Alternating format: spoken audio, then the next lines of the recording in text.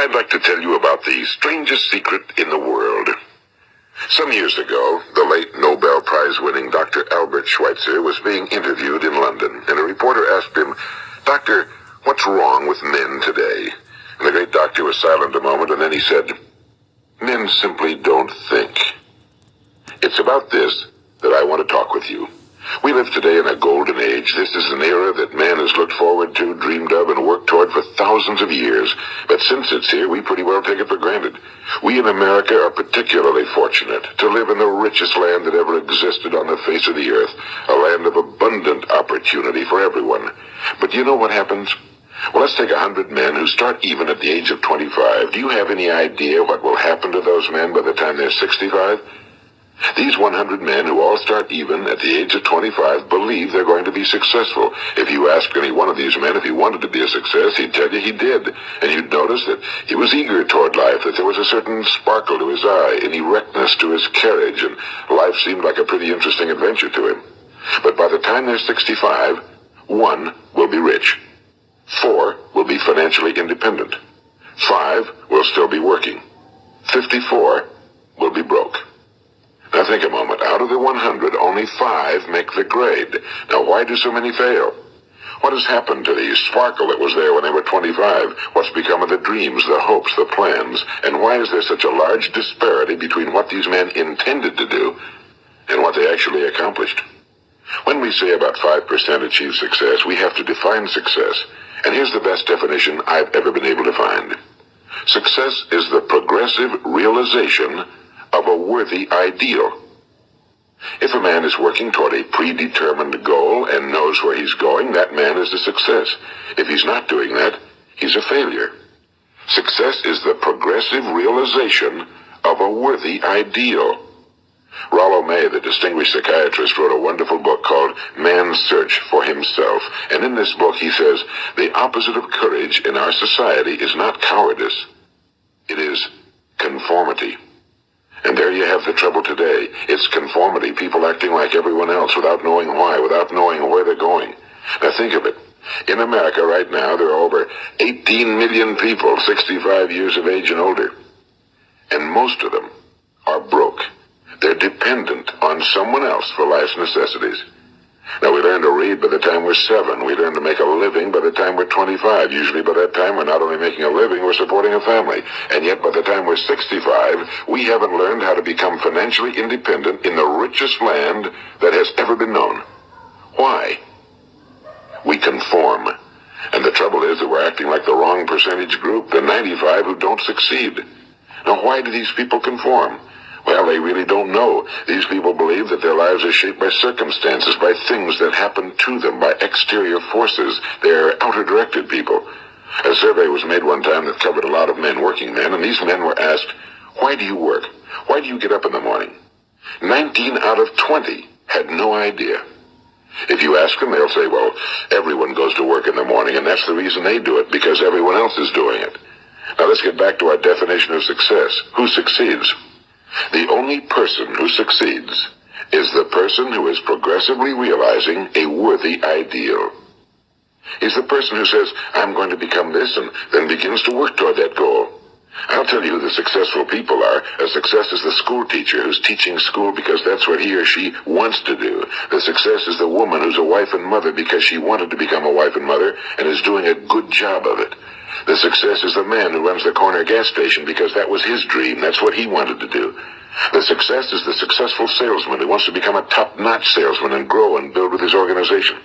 A success is anyone who is doing deliberately a predetermined job because that's what he decided to do deliberately. But only 1 out of 20 does that. That's why today there isn't really any competition unless we make it for ourselves. Instead of competing, all we have to do is create.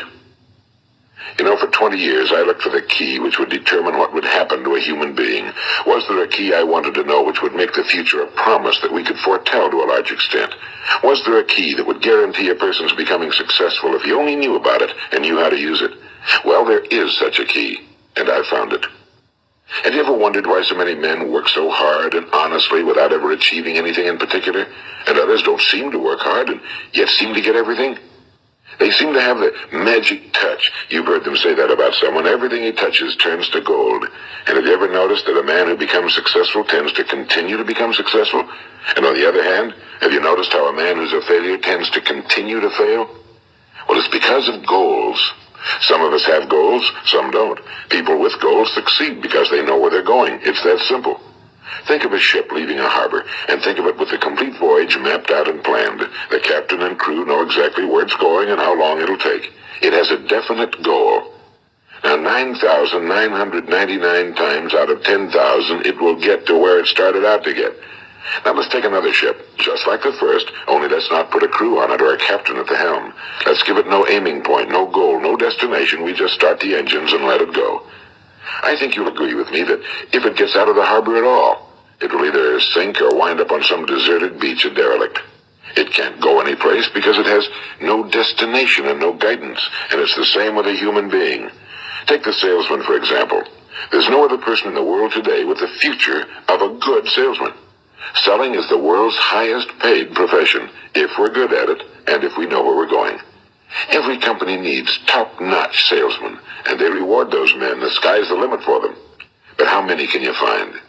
Someone once said the human race is fixed, not to prevent the strong from winning, but to prevent the weak from losing. The American economy today can be likened to a convoy in time of war. The entire economy is slowed down to protect its weakest link, just as the convoy had to go at the speed that would permit its slowest vessel to remain in formation. That's why it's so easy to make a living today. It takes no particular brains or talent to make a living and support a family today. So we have a plateau of so-called security, if that's what a person's looking for. But we do have to decide how high above this plateau we want to aim. Now let's get back to the strangest secret in the world, the story that I wanted to tell you today. Why do men with goals succeed in life and men without them fail? Well, let me tell you something which, if you really understand it, will alter your life immediately. If you understand completely what I'm going to tell you from this moment on, your life will never be the same again. You will suddenly find that good luck just seems to be attracted to you.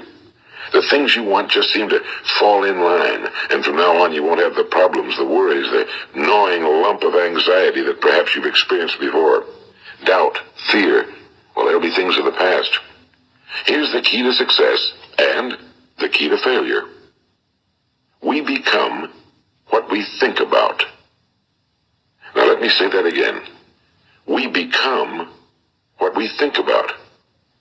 Throughout all history, the great wise men and teachers, philosophers and prophets have disagreed with one another on many different things. It's only on this one point that they are in complete and unanimous agreement. Listen to what Marcus Aurelius, the great Roman emperor, said.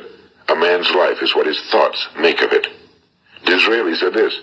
Everything comes if a man will only wait. I brought myself by long meditation to the conviction that a human being with a settled purpose must accomplish it, and that nothing can resist a will that will stake even existence for its fulfillment. Ralph Waldo Emerson said this, a man is what he thinks about all day long. William James said, the greatest discovery of my generation is that human beings can alter their lives by altering their attitudes of mind. And he also said, we need only in cold blood act as if the thing in question were real, and it will become infallibly real by growing into such a connection with our life that it will become real. It will become so knit with habit and emotion that our interest in it will be those which characterize belief. And he also said, if you only care enough for a result, you will almost certainly attain it. If you wish to be rich, you will be rich. If you wish to be learned, you will be learned. If you wish to be good, you will be good. Only you must then really wish these things and wish them exclusively, and not wish at the same time 100 other incompatible things just as strongly. In the Bible, you read in Mark 9:23, if thou canst believe, all things are possible to him that believeth. My old friend Dr. Norman Vincent Peale put it this way, this is one of the greatest laws in the universe. Fervently do I wish I had discovered it as a very young man. It dawned upon me much later in life, and I found it to be one of the greatest, if not my greatest discovery outside of my relationship to God. The great law, briefly and simply stated, is that if you think in negative terms, you will get negative results. If you think in positive terms, you will achieve positive results. That is the simple fact, he went on to say, which is at the basis of an astonishing law of prosperity and success. In 3 words, believe and succeed. William Shakespeare put it this way: our doubts are traitors and make us lose the good we oft might win by fearing to attempt. George Bernard Shaw said, people are always blaming their circumstances for what they are. I don't believe in circumstances. The people who get on in this world are the people who get up and look for the circumstances they want, and if they can't find them, make them. Well, that's pretty apparent, isn't it? And every person who discovered this for a while believed that he was the first one to work it out. We become what we think about. Now, it stands to reason that a person who's thinking about a concrete and worthwhile goal is going to reach it, because that's what he's thinking about, and we become what we think about. Conversely, the man who has no goal, who doesn't know where he's going, and whose thoughts must therefore be thoughts of confusion and anxiety and fear and worry, becomes what he thinks about. His life becomes one of frustration and fear and anxiety and worry. And if he thinks about nothing, he becomes nothing. Now, how does it work? Why do we become what we think about? Well, I'll tell you how it works as far as we know. Now, to do this, I want to tell you about a situation that parallels the human mind. Suppose a farmer has some land, and it's good fertile land. Now, the land gives the farmer a choice. He may plant in that land whatever he chooses. The land doesn't care. It's up to the farmer to make the decision. Now, remember, we're comparing the human mind with the land because the mind, like the land, doesn't care what you plant in it. It will return what you plant, but it doesn't care what you plant. Now let's say that the farmer has 2 seeds in his hand. One is a seed of corn. The other is nightshade, a deadly poison. He digs 2 little holes in the earth and he plants both seeds, one corn, the other nightshade. He covers up the holes, waters, and takes care of the land, and what will happen? Invariably, the land will return what's planted. As it's written in the Bible, as ye sow, so shall ye reap. Now remember, the land doesn't care. It'll return poison in just as wonderful abundance as it will corn. So up come the 2 plants, one corn, one poison. Now, the human mind is far more fertile, far more incredible and mysterious than the land, but it works the same way. It doesn't care what we plant. Success, failure.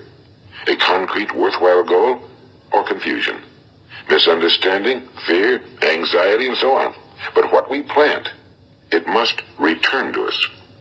You see, the human mind is the last great unexplored continent on Earth. It contains riches beyond our wildest dreams. It will return anything we want to plant. Now, you might say, well, if that's true, why don't people use their minds more? Well, I think they figured out an answer to that one, too.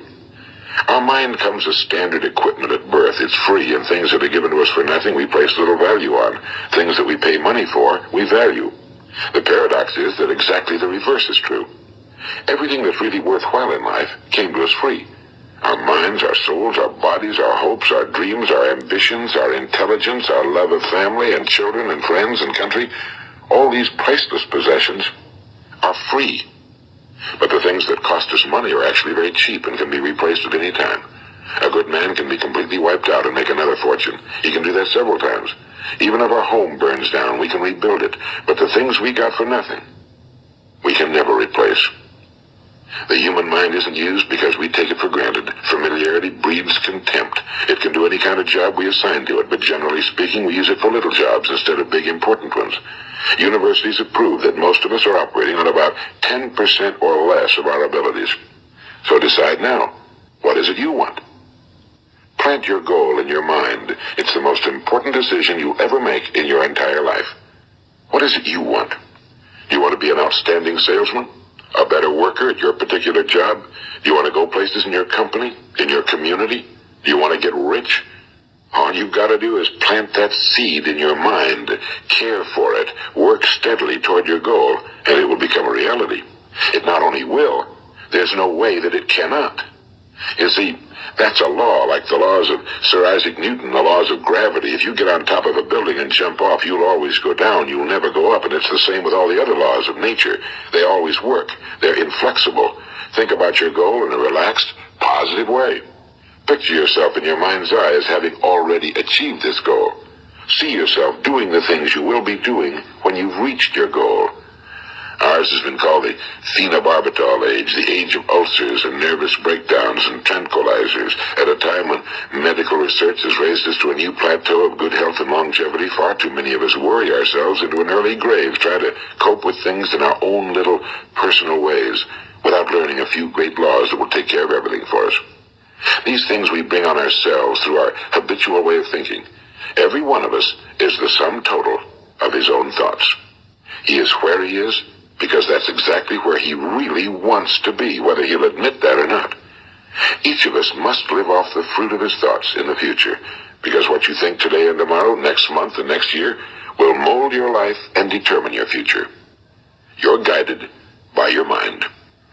I remember one time I was driving through eastern Arizona, and I saw one of those giant earth-moving machines roaring along the road at about 35 miles an hour with what looked like 30 tons of dirt in it. A tremendous, incredible machine. And there was a little man perched way up on top with the wheel in his hands, guiding it. And as I drove along, I was struck by the similarity of that machine to the human mind. Just suppose you're sitting at the controls of such a vast source of energy. Are you going to sit back and fold your arms and let it run itself into a ditch? Or are you going to keep both hands firmly on the wheel and control and direct this power to a specific, worthwhile purpose? It's up to you. You're in the driver's seat. You see, the very law that gives us success is a two-edged sword. We must control our thinking. The same rule that can lead a man to a life of success, wealth, happiness, and all the things he ever dreamed of for himself and his family. That very same law can lead him into the gutter. It's all in how he uses it, for good or for bad. This is the strangest secret in the world. Now, why do I say it's strange, and why do I call it a secret? Actually, it isn't a secret at all. It was first promulgated by some of the earliest wise men, and it appears again and again throughout the Bible, but very few people have learned it, understand it. That's why it's strange, and why for some equally strange reason it virtually remains a secret. I believe that you could go out and walk down the main street of your town and ask one man after another what the secret of success is, and you probably wouldn't run into one man in a month who could tell you. Now, this information is enormously valuable to us if we really understand it and apply it. It's valuable to us not only for our own lives, but the lives of those around us, our families, employees, associates, and friends. Life should be an exciting adventure. It should never be a bore. A man should live fully, be alive. He should be glad to get out of bed in the morning. He should be doing a job he likes to do because he does it well. One time I heard Grove Patterson, the great late editor-in-chief of the Toledo Daily Blade, make a speech, and as he concluded his speech, he said something I've never forgotten. He said, "My years in the newspaper business have convinced me of several things. Among them, that people are basically good, and that we came from someplace, and we're going someplace. So we should make our time here an exciting adventure. The architect of the universe didn't build a stairway leading nowhere." And the greatest teacher of all, the carpenter from the plains of Galilee, gave us the secret time and time again. As ye believe, so shall it be done unto you.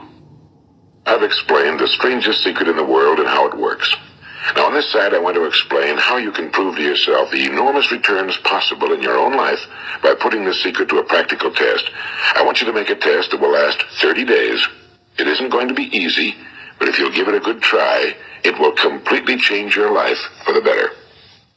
Now, back in the 17th century, Sir Isaac Newton, the English mathematician and natural philosopher, gave us some natural laws of physics which apply as much to human beings as they do to the movement of bodies in the universe. And one of these laws is that for every action, there is an equal and opposite reaction. Simply stated, as it applies to you and me, it means we can achieve nothing without paying the price. The results of your 30-day experiment will be in direct proportion to the effort you put forth. To be a doctor, you must pay the price of long years of difficult study. To be successful in selling, and remember that each of us succeeds to the extent of his ability to sell. Selling our families on our ideas, selling education in schools, selling our children on the advantages of living the good and honest life, selling our associates and employees on the importance of being exceptional people. To, of course, the profession of selling itself. But to be successful in selling our way to the good life, we must be willing to pay the price. Now, what is that price? Well, it's many things. First, it's understanding emotionally as well as intellectually that we literally become what we think about, that we must control our thoughts if we're to control our lives. It's understanding fully that as ye sow, so shall ye reap. Second, it's cutting away all fetters from the mind and permitting it to soar as it was divinely designed to do. It's the realization that your limitations are self-imposed and that the opportunities for you today are enormous beyond belief. It's rising above narrow-minded pettiness and prejudice. And third, it's using all your courage to force yourself to think positively on your own problem, to set a definite and clearly defined goal for yourself, to let your marvelous mind think about your goal from all possible angles, to let your imagination speculate freely upon many different possible solutions, to refuse to believe that there are any circumstances sufficiently strong to defeat you in the accomplishment of your purpose, to act promptly and decisively when your course is clear, and to keep constantly aware of the fact that you are at this moment standing in the middle of your own acres of diamonds, as Russell Conwell used to point out. And fourth, save at least 10% of every dollar you earn.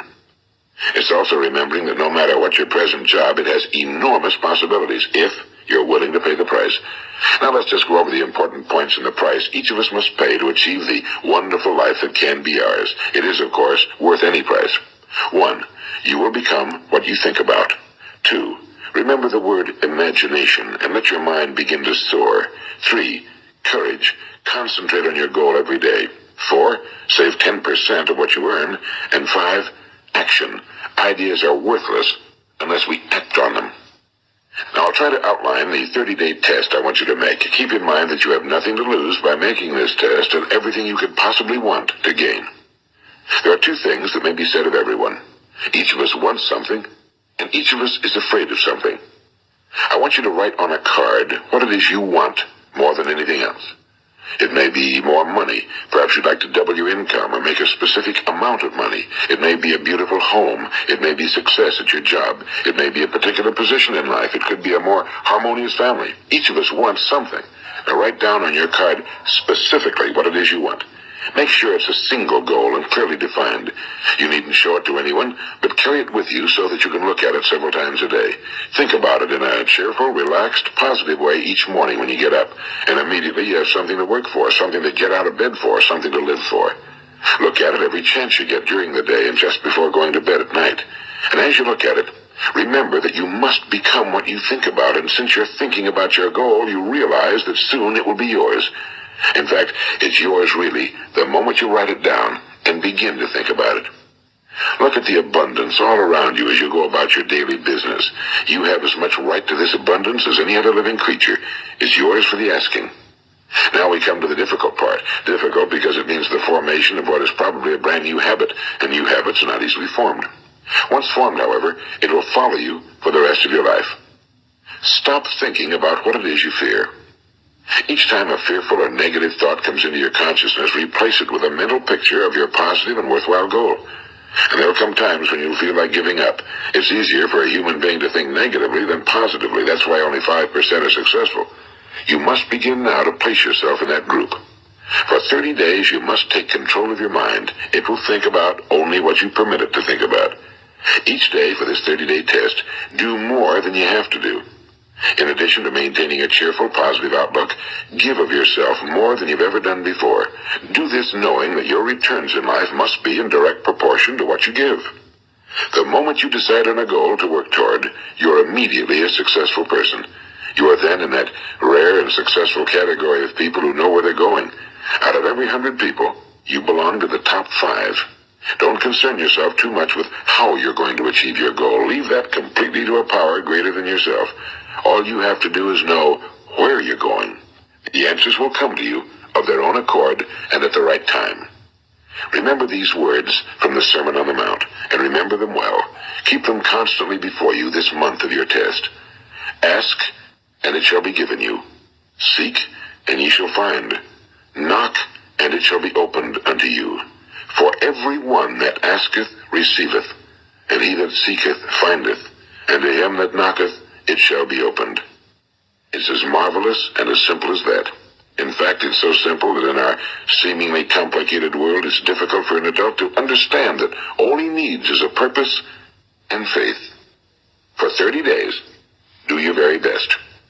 If you're a salesman, go at it as you've never done before, not in a hectic fashion, but with the calm, cheerful assurance that time well spent will give you the abundance in return you deserve and want. If you're a homemaker, devote your 30-day test to completely giving of yourself without thinking about receiving anything in return, and you'll be amazed at the difference it makes in your life. No matter what your job, do it as you've never done it before for 30 days. And if you've kept your goal before you every day, you'll wonder and marvel at this new life you've found. Dorothea Brand, the outstanding editor and writer, discovered it for herself and tells about it in her fine book, Wake Up and Live. Her entire philosophy is reduced to the words, act as though it were impossible to fail. She made her own test with sincerity and faith, and her entire life was changed to one of overwhelming success. Now, you make your test for 30 full days. Don't start your test until you've made up your mind to stick with it. You see, by being persistent, you're demonstrating faith. Persistence is simply another word for faith. If you didn't have faith, you'd never persist. If you should fail during your first 30 days, by that I mean suddenly find yourself overwhelmed by negative thoughts, you've got to start over again from that point and go 30 more days. Gradually, your new habit will form until you find yourself one of that wonderful minority to whom virtually nothing is impossible. And don't forget the card. It's vitally important as you begin this new way of living. On one side of the card, write your goal, whatever it may be.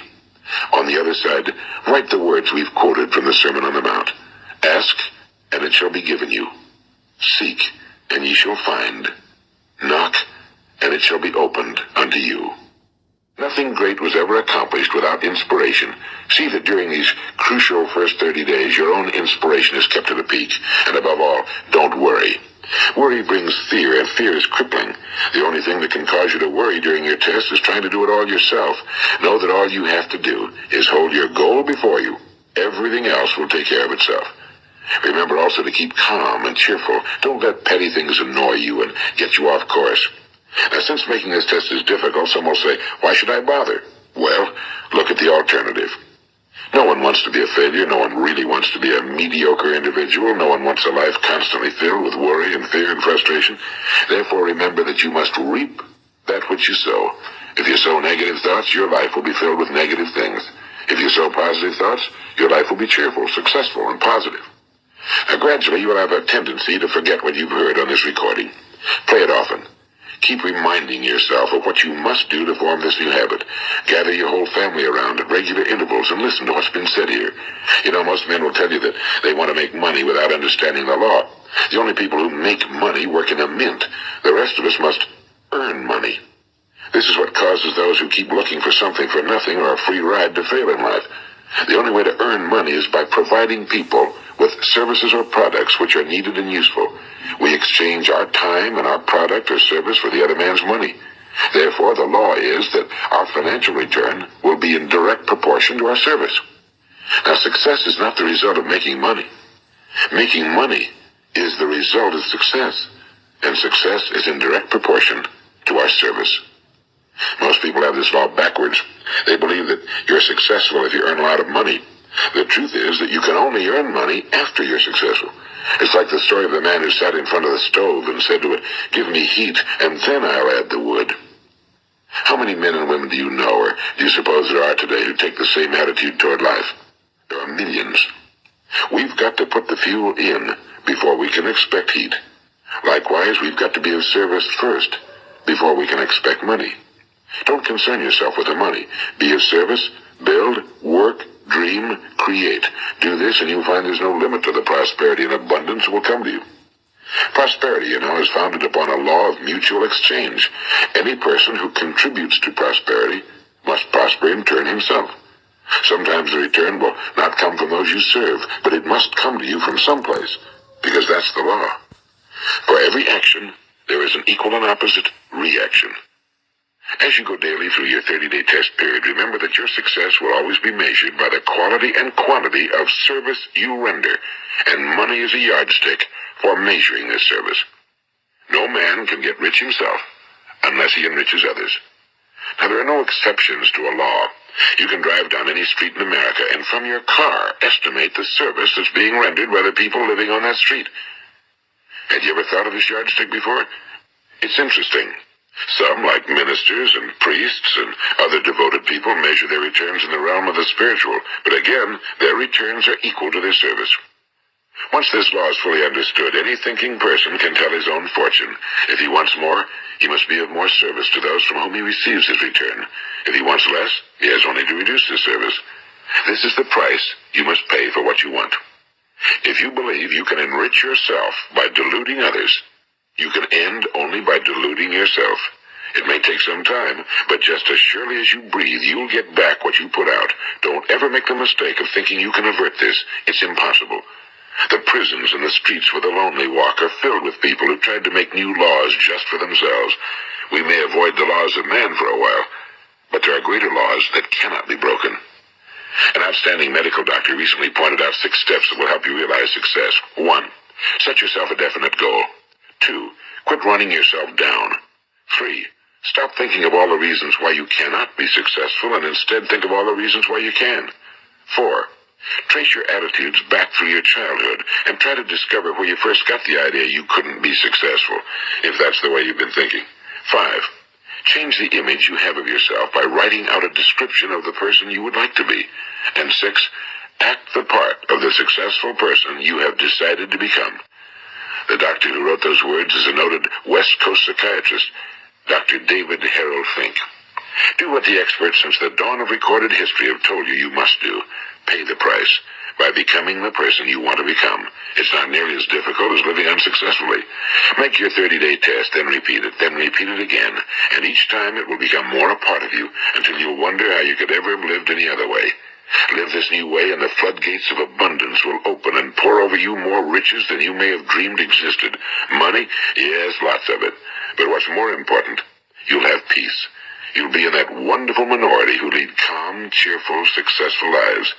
Start today. You have nothing to lose, but you have a whole life to win.